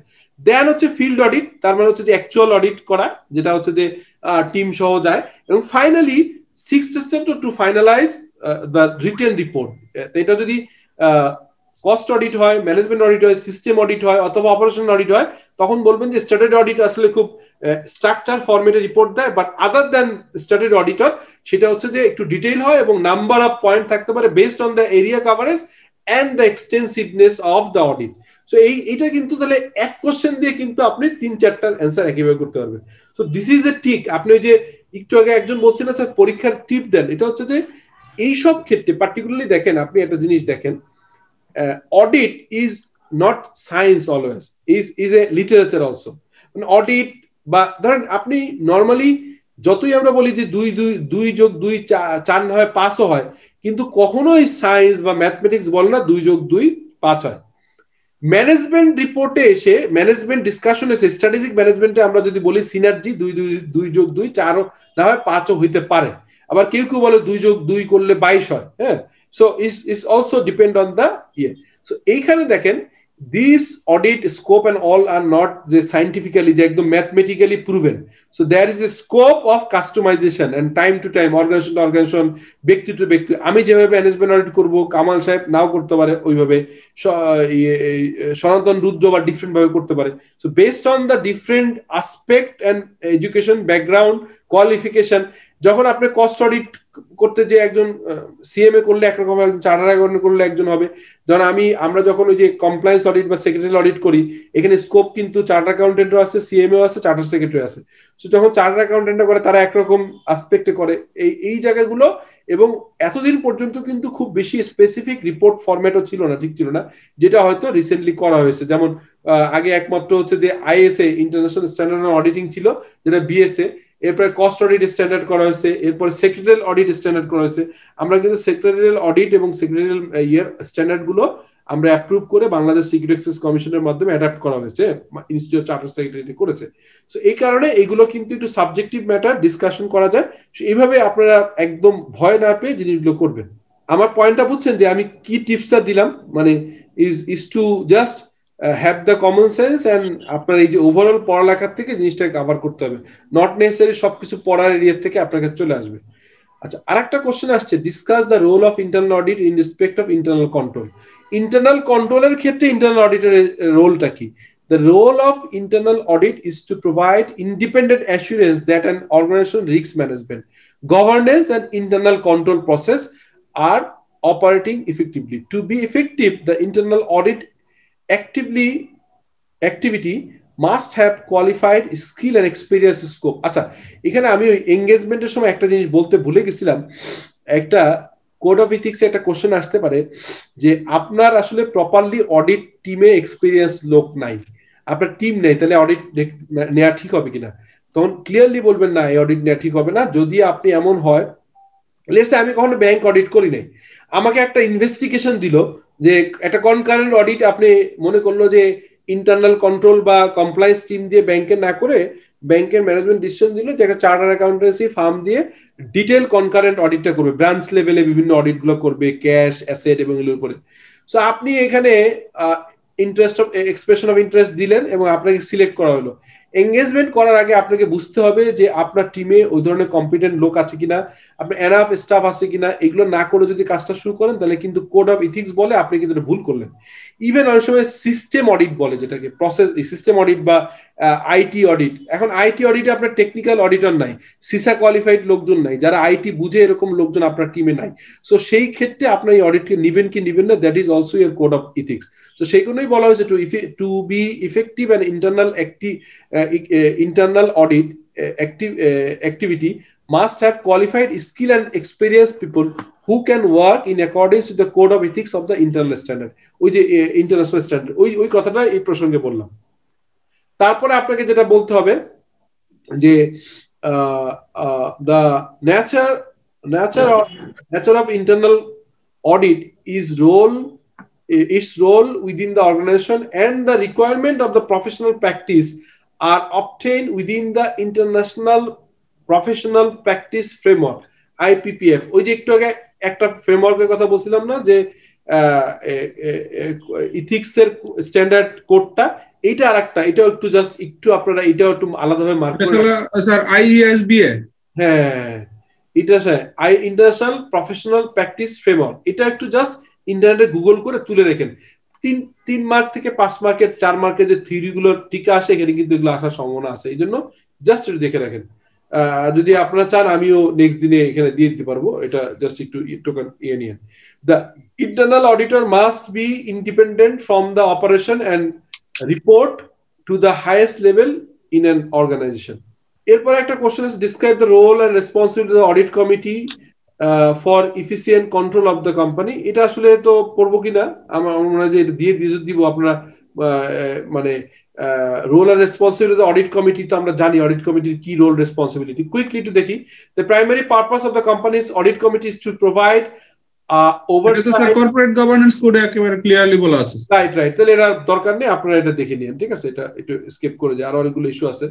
তো এখানে এই কোশ্চেনগুলো, যে কোশ্চেনগুলো আমি রিপিট বেশি হয়েছে, ইম্পর্টেন্ট মনে হয়েছে আপনাদের, সেগুলো কিন্তু আগেও একটা আছে। আমি যে 2টা স্লাইড আপনাদের দিব, এই 2টা স্লাইডে প্রায় হচ্ছে 10টা-12টা কোশ্চেন সলিউশন আছে। আরো কিছু কোশ্চেন সলিউশন দিতে চাই, যদি আপনারা আজকে অ্যাটলিস্ট আমার মনে হয় যে 5টা-7টা কোশ্চেন দেন যেগুলো আপনার কাছে ক্রিটিক্যাল মনে হয়। এবার আমি কিছু কোশ্চেন একটু যদি সম্ভব হয়, আমি খুব বেশি এরিয়া কভার করবো না, ছোট ছোট কয়েকটা জিনিস বলবো, একটু কোশ্চেনটা লিখবেন, অ্যান্সারটা রেকর্ডে থাকবে, আরেকবার দেখলে তো। একটা থাকে আপনাদের টিকা আসতে পারে, টিকাটা হচ্ছে সেটা হচ্ছে অডিট ডকুমেন্টেশন অথবা অডিট পেপারস, হ্যাঁ মানে ওয়ার্কিং পেপারস অথবা অডিট ডকুমেন্টেশন, এটা একটা টিকা আপনাদের আসার সম্ভাবনা থাকে। সেটা হচ্ছে অডিট ডকুমেন্টেশন অথবা ওয়ার্কিং পেপারস। যারা অডিট করেছেন সিএ ফার্মের, আমার মনে হয় সনাতন রুদ্র বা আরো যারা আছে একটু বলবেন যে হোয়াট ইজ ওয়ার্কিং পেপার অথবা অডিট ডকুমেন্টেশন কি? অ্যাকচুয়ালি স্যার অডিট ডকুমেন্টসটা হলো যে আমি যে অবজারভেশনটা নিলাম স্যার, হ্যাঁ অবজারভেশনটার এগেইনস্টে আমার সাপোর্টিং যে ডকুমেন্টস গুলি আছে অর্গানাইজেশনে, এই সাপোর্টিং ডকুমেন্টস গুলি আমি ওই অবজারভেশনের সাথে অ্যাড করে দিব, অ্যাটাচ করে দিব, এবং আমার ডকুমেন্টসটা আমার যে অবজারভেশনটা এটাকে সাপোর্ট করবে এই ডকুমেন্টস গুলি স্যার। হ্যাঁ, আপনার বলা হচ্ছে একদম যদি এভাবে বলি যে অডিট ডকুমেন্টেশন অথবা ওয়ার্কিং পেপার হচ্ছে audit documentation is the record of the procedure performed. Sir এটা শেয়ার হচ্ছে না স্যার? ও না, এটা আমি যে বললাম না যে এটা নেই, এটা যে আমি কোশ্চেনটা জাস্ট পড়ে আমি অ্যান্সার বলতেছি, এটা আমার স্লাইড তৈরি করা নেই, আমি স্লাইড দিয়ে দিব, আপনারা জাস্ট শুনেন, আর যদি সম্ভব একটু নোট নিয়ে আমি নেক্সট দিনে দিয়ে দিব। এটা খুব ইম্পর্টেন্ট, বাট সামহাও আমার কাছে স্লাইড তৈরি করা নাই। তো audit documentation is the record of the procedure perform, relevant evidence obtain and conclusion reached. ওই যে আপনি যে কনক্লুশন, আপনি যে কথাটা বললেন ওইটাই, যে আপনি একটা অডিট রিপোর্টের একটা দিয়ে দিচ্ছেন, সে সাপোর্টিং না থাকলে 2 দিন পরে আপনাকে কিন্তু উল্টা মামলা করে দিবে, বুঝছেন? সো আপনাকে কিন্তু একটা ওয়ার্কিং পেপার তৈরি করতে হয়। আমরা কিন্তু আমাদের যে আমরা যারা প্র্যাকটিসিং চার্টার অ্যাকাউন্টেন্ট, আমাদের কিন্তু ওয়ার্কিং পেপার প্রিন্ট করতে, আমাদের ফার্মের নামে কিন্তু হেডিং একটা পেপার আছে, আমাদের আর্টিকেল স্টুডেন্টরা যে কিন্তু ওয়ার্কিং করে ওই যে ধরেন অ্যাসেট শিডিউল তৈরি করলো, একটা ভাউচার চেক করলো, ব্যাক ক্যালকুলেশন করলো, ওয়ার্কিং গুলো সাপোর্টিং হিসেবে রাখতে হয়। So this is called working paper অথবা অডিট ডকুমেন্টেশন, ঠিক আছে? সো আপনি এটা অলরেডি বলেছেন এটা, বাট মানে পরীক্ষার জন্য ইম্পর্টেন্ট এই জন্য বললাম, বাট আপনারা জানেন এটা, এই জিনিসগুলো খুব বেশি না। আমি বিভিন্ন জায়গা থেকে এগুলো ছোট ছোট জিনিসগুলো আপনার সাথে শেয়ার করবো, তখন এটা পুরো একটা বই থেকে কয়েকটা জিনিস বলছি, এই জন্য আর এত জিনিস আপনারা দিলে আপনাদের হচ্ছে যে আননেসেসারি মাথা ভারী হবে। এই কারণে হচ্ছে আমি আপনাদেরকে একটু শর্ট করে বলার চেষ্টা করতেছি, আর আমি আপনাদেরকে দিয়ে দিব, প্রয়োজনে লিখে দিব, অসুবিধা নেই। এখানে যেগুলো আছে, যেগুলো আমি ডিসকাস করব এখন, সেই জিনিসগুলো আপনাদেরকে দিয়ে দেবো, বিভিন্ন বই থেকে এগুলো বলছি। আচ্ছা, আর একটা ইম্পর্টেন্ট, আচ্ছা একটা কোশ্চেন আছে রিস্কের ক্ষেত্রে আপনার মানে কয় টাইপের রিস্ক হয়, ঠিক আছে? আমাদের কোশ্চেনটা হচ্ছে যে কোশ্চেনটা আসছে যে রিস্ক কত ধরনের হয়, ঠিক আছে? So question is like that যে রিস্ক কত ধরনের হয়, আমি একটু বলছি, আপনারা একটু নোট নিতে পারেন। একটা হচ্ছে বিজনেস রিস্ক, হ্যাঁ বিজনেস রিস্ক হয়। আর একটাকে বলা হয় হচ্ছে ফাইন্যান্সিয়াল রিস্ক, হ্যাঁ। তারপর অপারেশনাল রিস্ক, কমপ্লায়েন্স রিস্ক, হ্যাঁ। আর হচ্ছে ফার্স্ট কোশ্চেন হচ্ছে যে রিস্ক কত ধরনের হয়। তো business risk কি? Business risk is a resulting from the significant condition, event, circumstances, actions or inaction that could be affect the business and affect the entity's ability to achieve its objective and execute its strategies. সোজা কথা হচ্ছে যে বিজনেসের গোল achieve করার জন্য অথবা আপনার স্ট্র্যাটেজিকে confirm করার জন্য যে সব ধরনের ডেভিয়েশন হওয়ার সম্ভাবনা থাকে, যে ধরনের রিস্কগুলো থাকে to implement this system, business strategy formulate করার জন্য যেসব ধরনের ব্যারিয়ার গুলো আসতে পারে, সেই ব্যারিয়ার গুলো হচ্ছে বিজনেস রিস্ক বলা হয়। ফাইন্যান্সিয়াল রিস্ক হচ্ছে such risk are risk arising from the financial activities or financial consequence of the operation, for example cash flow issues or overdue. ধরেন একটা অর্গানাইজেশনের ফাইন্যান্সিয়াল রিস্ক কি হইতে পারে, যে আপনি লেটস সে, আমি একটা ছোট্ট উদাহরণ দিই, এটা আপনাদের একদম রিলেভেন্ট, এই সময়ের জন্য রিলেভেন্ট। আপনাদের নিশ্চয়ই মনে আছে কোভিড শুরু হওয়ার পরে মার্চের সম্ভবত 20-22 তারিখের দিকে বাংলাদেশ ব্যাংকের একটা বিআরপিটি আসলো যে আপনারা জুন পর্যন্ত কোনো ক্লাসিফিকেশন হবে না, মানে যদি আপনার টাকা নাও দেয় এন্টিটি গুলো, তাহলে কোনো আপনার ক্লাসিফিকেশন চেঞ্জ হবে না, মানে ভালো হইলে ভালো রিফ্লেক্ট করবে। যদি আপনি মনে করেন আগে হচ্ছে এসএমই ছিলেন, বাট এখন আপনি এসএমই থেকে আপনি ভালো হয়ে গেছেন, হয়ে গেল, কিন্তু খারাপ হইলে এটা রিফ্লেক্ট করবে না। আচ্ছা, এরপরে এটা বাড়িয়ে করলো সেপ্টেম্বর, না সেপ্টেম্বরের পরে কি ডিসেম্বর পর্যন্ত বাড়িয়েছিল আবার? জি স্যার, ডিসেম্বর পর্যন্ত বাড়িয়েছে এবং এটা নিয়ে আমরা কাজ করছি। জানুয়ারি 2020 তে যে ক্লাসিফিকেশন আছে ওটাকেই ধরতে হবে 31শে ডিসেম্বর পর্যন্ত। মানে এটা 10ই ডিসেম্বরে সার্কুলার লেটার নাম্বার 56 এ স্যার এটা আসছে স্যার, এবং এডিশনাল আবার 1% আনক্লাসিফিকেশন কোভিড এর জন্য স্পেশালি প্রভিশনিং করতে বলা হয়েছে স্যার। রাইট, তারপর ওনার পয়েন্টটা আমি একটু আমাদের ব্যাংকারদের বাইরে জেনারেল মানুষের ভাষায় বলি, সেটা হচ্ছে একটা ক্লায়েন্ট টাকা নিলে প্রথমেই কিন্তু আপনার হচ্ছে যে স্পেশাল মেনশন অ্যাকাউন্ট হয় যদি সে ওভার মানে পেমেন্টটা টাইমলি না করতে পারে। প্রথম 3 মাস পরে বোধহয় 3 মাস পর্যন্ত বোধহয় থাকে স্পেশাল মেনশন অ্যাকাউন্ট। তারপরে কি হয় স্পেশাল মেনশন অ্যাকাউন্ট এসএম এর পরে কি হয়, তারপরে স্টেজটা বলেন একটু কাইন্ডলি কামাল সাহেব। এসএস হ্যাঁ, এসএমএ এসএস ডিএফ ডিএল ডিএফডিএল মানে যদি পুরোটা ভেঙে বলেন একটু, মানে টার্মিনোলজি ভেঙে বলেন। মানে প্রথমত SMS a special mention account, G special mention account, substandard হ্যাঁ, ডাউটফুল, ব্যাড এন্ড লস, আর হচ্ছে ব্যাড এন্ড লস। হ্যাঁ, এখন কোশ্চেন হচ্ছে ধরেন এবার আমি বলি আপনার রিস্ক কি, আপনি এই যে বারবার করে চেঞ্জ হইলো কিন্তু অডিটর হিসেবে আপনি যে দেখলেন যে তারা আসলেই রিপোর্টিং এ যায় আসুক না কেন তাদের ক্যাশ ফ্লো সিভিয়ার প্রেসারে আছে, এই বেনিফিট নিয়ে আপাতত রিপিটিং ভালো দেখা গেলেও তারা কিন্তু আসলে সার্ভাইভ করবে না। সো এই যে ওভারডিউ হওয়ার সম্ভাবনা এবং এই ব্যাংকরাপসি হয়ে যাওয়ার সম্ভাবনা, এইটা কিন্তু বিজনেস এই যে ফাইন্যান্সিয়াল রিস্ক, প্রথম হচ্ছে বিজনেস রিস্ক, তারপর ফাইন্যান্সিয়াল রিস্ক, তারপর হচ্ছে operational risk. Such risks are risks arising from the regard of operation. For example, the risks that the major supplier will be lost, putting the company into a limbo. আমি ছোট্ট উদাহরণ দিই, আপনার আরেকটা interesting বলি, সেটা হচ্ছে কোভিড এর বাংলাদেশে প্রথম আইডেন্টিফাই হলো মার্চের 8 তারিখ। আমাদের দেশের মোটামুটি 25শে মার্চের অফিস করার পর 26 তারিখ থেকে ডিক্লারেশন হয়ে গেল জেনারেল ছুটি কোভিড এর। বাট আপনি দেখেন চায়নায় যে উহানে হলো ওদের নভেম্বর ডিসেম্বর থেকে কিন্তু অনেক প্রোডাকশন বন্ধ হয়ে গেছে, তারা কিন্তু ফ্লাইট বন্ধ হয়ে গেছে। এখন দেখেন ওই সময় এসে বাংলাদেশ সহ সারা পৃথিবীর এমন অনেক কোম্পানি আছে যাদের supply chain was hugely depend on the China. এবং আপনারা একটা কথা বলে রাখি, বলা হচ্ছিল এরকম যে আপনার 10টা প্রোডাক্ট হলে তার ভিতর একটা প্রোডাক্টে যদি 10টা এলিমেন্ট লাগে তার 8টা হচ্ছে চায়নার উপর ডিপেন্ডেন্ট সারা পৃথিবী। 10টা সাপ্লাই চেইন প্রোডাক্টের ভিতরে 8টা চায়নার উপর। এখন ধরেন কেউ যদি এমন হইতো যে তাদের লিড টাইম অথবা তাদের সেফটি স্টক 2 মাসের, এখন চায়না যদি বন্ধ হয়ে যেত 1 বছরের জন্য, তাহলে 2 মাস পরে আপনি 10 মাস আর সেল করতে পারবেন? আর সেল না করতে বলে ব্যাংক লাইবিলিটি কিভাবে পেমেন্ট করবেন? সো দিস ইজ কল্ড হচ্ছে অপারেশন রিস্ক। প্রথম বললাম বিজনেস রিস্ক, যে আপনার বিজনেস স্ট্র্যাটেজি ফর্মুলেশন, বিজনেস কমপ্লায়েন্সে যে কি কি problem, financial risk, operation risk. এরপর হচ্ছে কমপ্লায়েন্স রিস্ক। কেউ একজন বলেন তো কমপ্লায়েন্স রিস্ক মানে কি? সিম্পল, আপনি ভ্যাট দেন না, এই মামলা হয়ে গেল ভ্যাটের টাকা। আপনার অনেক সময় দেখা যায় যে ওই খাতাপত্র নিয়ে ফ্যাক্টরি সিল গালা করে দেয়। So this is a compliance risk absolutely. এটা আপনাদের কিন্তু ভেরি ইম্পর্টেন্ট যে রিস্ক কত ধরনের হইতে পারে। So business risk, financial risk, তারপর হচ্ছে যে অপারেশনাল রিস্ক এবং কমপ্লায়েন্স রিস্ক। এইটাকে ব্রডার 4টা ভাগে দেন, আরো অনেকে অনেক ভাগাভাগি করছে, মানে আমরা 4টা রাখলেই হবে। এটা আপনাদের পরীক্ষা আসছে এবং আসবে হয়তো এই ধরনের কোশ্চেন। এরপর দেখেন যে আপনি অ্যাসেসমেন্ট কিভাবে করবে, সেকেন্ড কোশ্চেন। এটা রিস্ক গেল, এবার সেকেন্ড আসলে হচ্ছে how to assess this risk, মানে what are the step to assess the risk. এখানে বলা হচ্ছে ইট ইজ, আপনাদের দিয়ে দিব, আপনারা টেনশন করেন না, যতটুকু নোট নেন তারপর আমি এটাকে লিখে আবার দিয়ে দিব। ইট ইজ, এটা বিভিন্ন বই থেকে কম্পাইল করা, 3-4টা বই নিয়ে আমি বসছি, একটু বইয়ের থেকে কোশ্চেনগুলো আপনাদের শেয়ার করতেছি। সো বলতেছে এটা সফট কপি এভাবে পাইনি, ইন্টারনেটে এভাবে নাই, এই জন্য এটা করছি। সেটা হচ্ছে আমাকে লিখতে হবে আবার।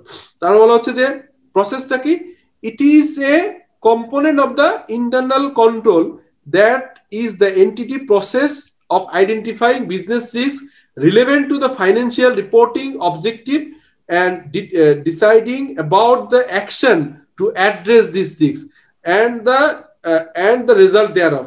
Typically the risk assessment process step are 4 step. কি 4 step? First step 1 হচ্ছে identify the relevant risk. আগে আপনাকে প্রথম কাজ করতে হবে যে প্রথম আমরা বললাম রিস্ক কয় ধরনের, 4 ধরনের, business risk, financial risk, operational risk, compliance risk. এরপর বলা হচ্ছে কিভাবে আপনি আইডেন্টিফাই করবেন। আইডেন্টিফাই করার আবার 4টা মেথড। প্রথম হচ্ছে identify the business risk or financial risk, মানে identify the relevant business risk. Second বলা হচ্ছে যে estimate the significant of the risk, এটা কি আপনার কত টাকার লস। ধরেন আমি একটা সিম্পল, আমি একটা কোম্পানিতে কাজ করতাম সেই কোম্পানিতে আমরা দেখেছি যে ফ্যাক্টরিতে আগুন ধরার একটা রিস্ক থাকে। সো নর্মালি আপনারা সবাই জানেন যে ফ্যাক্টরি কিন্তু ম্যান্ডেটরিলি যদি ব্যাংক ফাইন্যান্সকে ইউজ করে তাহলে তার ইনভেন্টরি কিন্তু মাস্ট ইয়ে করতে হয়, মানে দুইটা ইন্স্যুরেন্স করা মাস্ট। একটা ইন্স্যুরেন্স বলা হচ্ছে যে ইন ট্রানজিট, মানে আপনি এলসি ওপেন করলেই যে ম্যাটেরিয়ালটা আসতেছে ওটা মেরিন ইন্স্যুরেন্স আপনাকে করতেই হবে। আরেকটা হচ্ছে যদি আপনি ফান্ডেড ফ্যাসিলিটিস দেন, ধরেন আপনি যদি এলসি করে র মেটেরিয়ালটা নিজের টাকায় রিটায়ার করেন তাহলে ব্যাংক কোনো কথা বলবে না। কিন্তু যদি এমন হয় ব্যাংকের টাকায়, যেটাকে এলএটিআর বলে, ইউপাস বলে, অথবা যদি কোনো ওই যেটাকে বলে হচ্ছে যে আরেকটা ইসলামিক ব্যাংকিং সিস্টেমে বলে হচ্ছে কি বলে ওই যে ব্যাংক গোডাউনে প্রোডাক্ট থাকে, ব্যাংক গোডাউন থেকে আপনার ওই ইয়ে দিয়ে এই কি বলে মানে আপনি র মেটেরিয়াল ইম্পোর্ট করছেন ব্যাংকের গোডাউন বলে sir, loan against imported merchandise LIM বলে স্যার, রিম রাইট। সো আপনার ব্যাংকে আপনার প্লেসে একটা ব্যাংকের গোডাউন থাকবে, ব্যাংকের একটা সিকিউরিটি গার্ড আপনার টাকায় আপনি বেতন দিবেন কিন্তু ব্যাংকের লোক বসে থাকবে।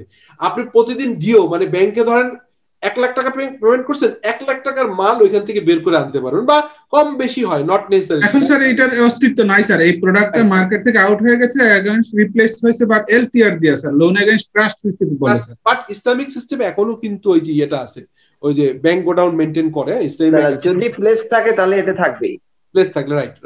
সো যেটা কামাল সাহেব বলছে ওটা কিন্তু উনি যেহেতু ইসলামিক ব্যাংকিং সিস্টেমে নেই, ওইটা কিন্তু ওনাদের সিস্টেমে নাই, ওনাদের ট্রাস্ট রিসিভ হয় মূলত হচ্ছে ব্যাংক মানে এলএটিআর যেটা বলে, আর এটা ইসলামিক ব্যাংকিং সিস্টেমে আপনার ওইরকম করে আর কি, ঠিক আছে। সো এটা গেল হচ্ছে এস্টিমেট দ্য সিগনিফিকেন্ট রিস্ক, তাহলে এই রিস্কটাকে আইডেন্টিফাই কত ক্ষতি হইতে পারে। সো এই আমরা যেটা বলতেছিলাম আমি যে প্রসঙ্গটা থেকে অন্য জায়গায় চলে গেলাম, সো এই যে বিজনেস রিস্ক হইতে পারে, আমি দেখলাম যে ফ্যাক্টরিতে অলরেডি র মেটেরিয়ালের জন্য ইন্স্যুরেন্স করা আছে, এর বাইরে ফায়ার রিস্ক হইতে পারে। এখন দেখা গেল যে ফায়ার রিস্ককে মিটিগেট করে অত টাকা দিব নাকি আমি সব জায়গায় ফায়ার রেডিয়েন্ট লাগাই দিব, মানে ফায়ার হাইড্রেন্ট বলে, মানে আগুন নিবানোর যে জিনিসগুলো দিব। সো এটা আসলে ডিপেন্ড করে ম্যানেজমেন্ট কতটুকু রিস্ক অ্যাপেটাইজার নেওয়ার ক্ষমতা আছে, কতটুকু খরচ করবে কতটুকু করবে না। কিছু কিছু কোম্পানি আছে তারা কিন্তু ওই যে আমরা লাইফ এমপ্লয়ীদের লাইফ ইন্স্যুরেন্স করি, হসপিটাল ইন্স্যুরেন্স করি, তারা বলে করে যে এই ক্লেম দিয়ে লাভ কি, টাকাটা বরং একটা ফান্ডে রাখে, যদি এখান থেকে অসুস্থ এখান থেকে দিয়ে দেয়, এটা ইন্স্যুরেন্সের কমপ্লায়েন্স হলো না বাট সামহাউ কিন্তু এমপ্লয়ির জন্য একটা বেনিফিট দিল। সো এই রিস্কটাকে আসলে এস্টিমেট করতে হবে কোন সিগনিফিকেন্ট, কেমন লস কি হতে পারে। তারপরে স্টেপ 3 হচ্ছে assess the likelihood the occurrence, যেটাকে আমরা প্রবাবিলিটি বলি, যে assess the likelihood of the occurrence, কত পার্সেন্ট সম্ভাবনা আছে। যেমন আপনি ধরেন যারা হচ্ছে আগুন নিয়ে প্রোডাকশন করে, যেমন ইলেকট্রিক ফ্যান যারা তৈরি করে তারা কিন্তু ওই যে ফ্যানের উপরে টপ কভার বটম কভার আছে ওইটা কিন্তু আগুন দিয়ে এই লেদের মাধ্যমে করা। ওই ফ্যাক্টরিতে যে সমস্যা, সেই সমস্যা নিশ্চয়ই একটা অ্যাসেম্বলিং ইন্ডাস্ট্রি যেখানে আপনি খালি হাতে করছেন, এটা কুটির শিল্প যেখানে আপনি কুটির শিল্প, আপনি জামা কাপড় বানাচ্ছেন, তো জামা কাপড় বানাচ্ছেন হাতে সেলাই করা, সেখানে আগুন লাগার সম্ভাবনা, যেখানে আগুন দিয়ে কোনো কিছু তৈরি করা হচ্ছে ওখানে বেশি সম্ভাবনা। এক্সপ্লোসিভ ধরেন আপনি অনেক কোম্পানি আছে এখন দেখবেন যে ইয়ে করে যে আপনার ওই যে রিসাইকেল টায়ার দিয়ে তেল তৈরি করে, আপনারা নিশ্চয়ই শুনেছেন বাংলাদেশে অলরেডি বেশ কয়েকটা কোম্পানি করেছে, পুরোনো টায়ার কিনে এটাকে রিসাইকেল করে গ্রিন অয়েল করে, বিভিন্ন অয়েল তৈরি করে। ওই industry is very risky because ওখানে কিন্তু আপনার হচ্ছে যে ওই প্রসেসটা এমন ডিফিকাল্ট যে আপনার ওইটাকে টায়ারটাকে বার্ন করে ওইখান থেকে তেল বের করে, সো এটা রিস্কি। সো সেখানে রিস্ক অ্যাপিটাইজ আর যেখানে আপনার হাতে সেলাই করে নকশি কাঁথা বানায় ওইখানে রিস্ক একই হবে না। So assess the likelihood the occurrence, কত পার্সেন্ট হওয়ার সম্ভাবনা। Fourth step is decide upon action, internal control, insurance, change in the operation process change করতে পারেন, রিস্কি হলে অপারেশন প্রসেস চেঞ্জ করলেন টু অ্যাড্রেস দেম।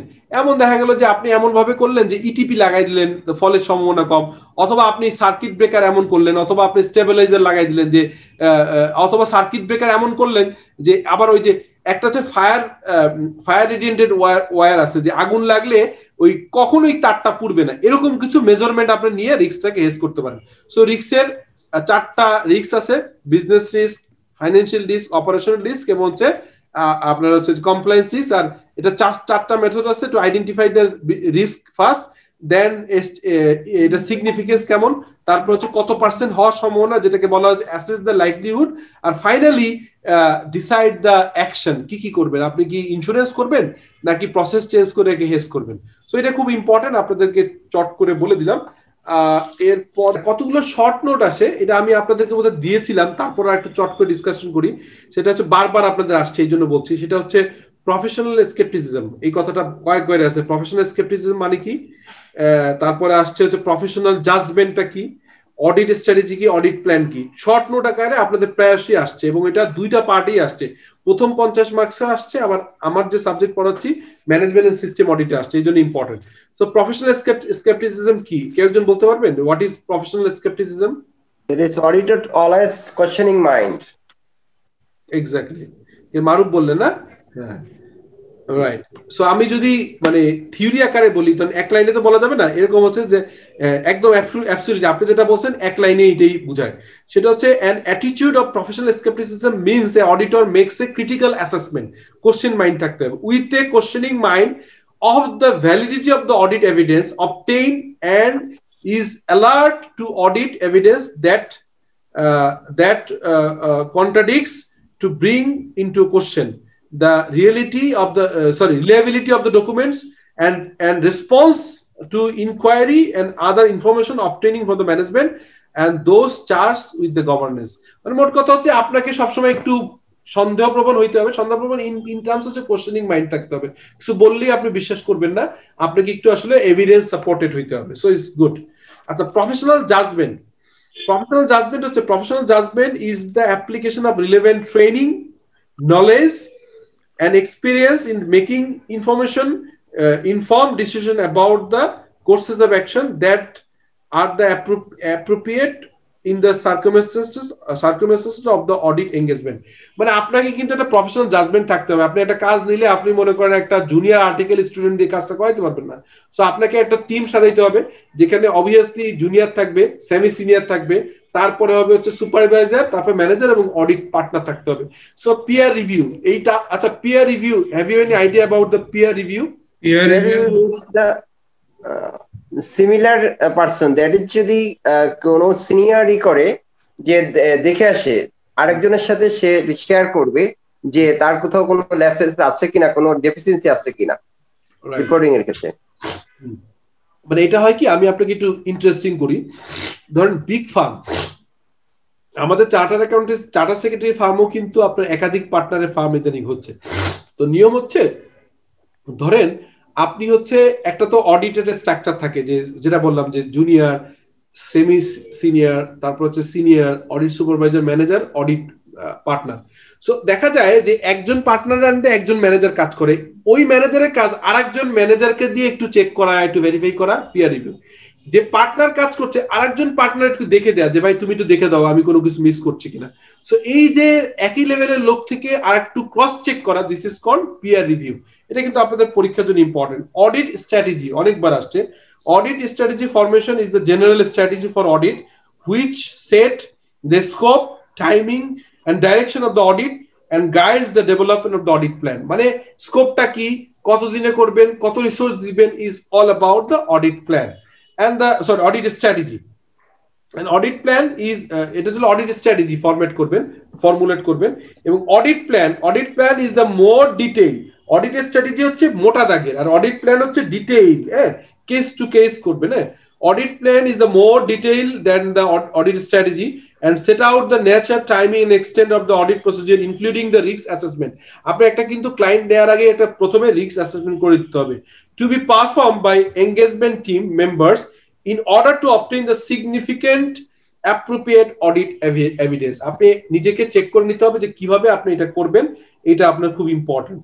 যদি আপনি প্রপারলি অডিট প্ল্যানটা ডিটেইল না করেন, তাহলে হ্যাপাজার্ড কাজ করা হবে এবং অডিট রিস্ককে হেজ করতে পারবেন না। আপনার কিন্তু একটা রিস্ক থেকে যাবে। অডিট রিস্ককে হেজ করতে হলে প্রপারলি অডিট স্ট্র্যাটেজি করতে হবে এবং সেই অনুযায়ী ডিটেইল অডিট করতে হবে এবং অডিট প্ল্যানটা is very important.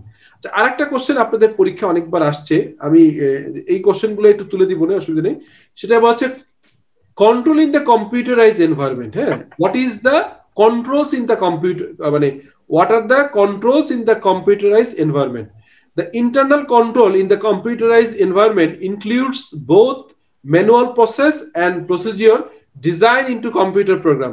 Such manual and computer control procedure comprise two types of control. দুই ধরনের computerized system-এ দুই ধরনের control mechanism আছে। These control are briefly described as below. কিরকম? জেনারেল কন্ট্রোল আর একটা হচ্ছে application control. What is general control? দুইটা point. বলা হচ্ছে যে কম্পিউটার এইডেড অডিট এনভায়রনমেন্ট, যেখানে আপনি ধরেন ম্যানুয়ালি কোনো কাজই করেন, একটা অর্গানাইজেশন গেছেন সব সফটওয়্যারে, এমএনসি কোম্পানি গুলো কিন্তু কোনো কিছুই আর অটোমেটেড হয় না, ছুটি ছাটা মানে অটোমেটেড হয়, ছুটি ছাটা, লিভ এনক্যাশমেন্ট, আসছে কি আয়নে বেতন অটোমেটিক কেটে যায়, আপনার পিএফ এর সাথে ট্যাগ করা সফটওয়্যার, সো আপনি আসেন নাই অটোমেটিকলি কেটে যাবে, এখানে কোনো হিউম্যান ইন্টারভেনশন নাই, ইট ইজ ফুললি অটোমেটেড। সেখানে দুইটা কন্ট্রোল, একটা জেনারেল কন্ট্রোল বলে, আর একটাকে বলা হচ্ছে application control.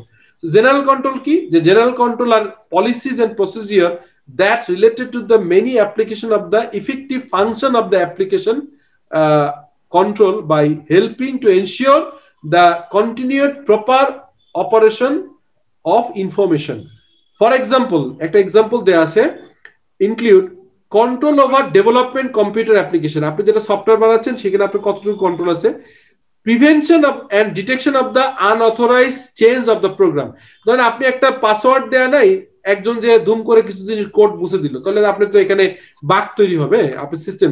Testing and documentation of the program changes, আপনি একটা সফটওয়্যার নেওয়ার আগে কিন্তু আপনাকে প্রপারলি কিন্তু চেক করতে হবে, একটা টিম তৈরি করতে হবে এবং সেখানে তারা প্রোগ্রামগুলো প্রপারলি করছে কিনা টেস্ট করে দেখতে হবে, ফাইনালি গো লাইভ করার আগে আপনাকে বারবার করে টেস্ট রান করে দেখতে হবে এবং দেখতে হবে testing and documentation of the program আছে কিনা।